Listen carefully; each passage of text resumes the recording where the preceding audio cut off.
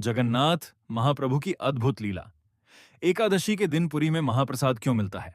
नमस्कार मित्रों, आज हम एक ऐसी कथा सुनेंगे जिसे ओडिशा की लोक परंपरा में श्रद्धा के साथ सुनाया जाता है। ये कथा बताती है कि जब अधिकांश लोग एकादशी के दिन चावल नहीं खाते, तब भी भगवान जगन्नाथ के धाम पुरी में महाप्रसाद का विशेष महत्व क्यों माना जाता है। बहुत समय पहले की बात है।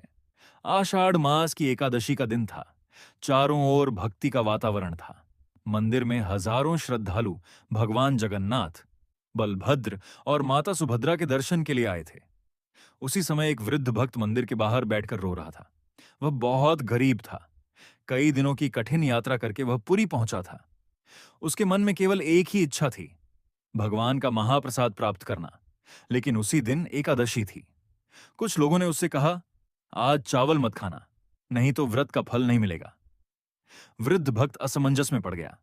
एक ओर भगवान का महाप्रसाद था, दूसरी ओर एकादशी का व्रत। वह समझ नहीं पा रहा था कि क्या करे।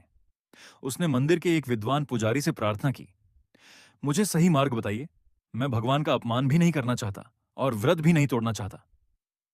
पुजारी ने मुस्कुराकर कहा, बेटा, सबसे पहले यह समझो कि भगवान का महाप्रसाद केवल भोजन नहीं है। जब कोई वस्तु पूर्ण श्रद्धा और विधि से भगवान को अर्पित होती है, तब वह महाप्रसाद बन जाती है। उसका सम्मान करना भी भक्ति का एक रूप है। उसी रात उस वृद्ध भक्त ने स्वप्न में भगवान जगन्नाथ के दर्शन किए।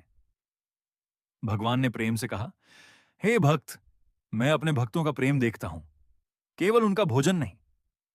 जो श्रद्धा से मेरे पास आता है, मैं उसके भाव को स्वीकार करता हूं।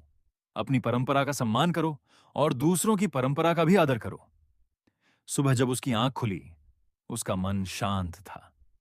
उसने भगवान को प्रणाम किया और समझ गया कि भक्ति का सबसे बड़ा आधार अहंकार छोड़कर श्रद्धा रखना है। कहा जाता है कि तभी से यह शिक्षा दी जाती है कि भगवान के महाप्रसाद का सम्मान सर्वोपरि है। वहीं एकादशी व्रत का पालन भी अपनी अपनी परंपरा, गुरु और संप्रदाय के अनुसार किया जाता है। इस कथा का संदेश यह है कि धर्म केवल नियमों का पालन नहीं, बल्कि प्रेम, श्रद्धा, विनम्रता और भगवान के प्रति समर्पण भी है। यदि आपको यह कथा अच्छी लगी हो, तो अंत में एक बार प्रेम से बोलिए, जय जगन्नाथ।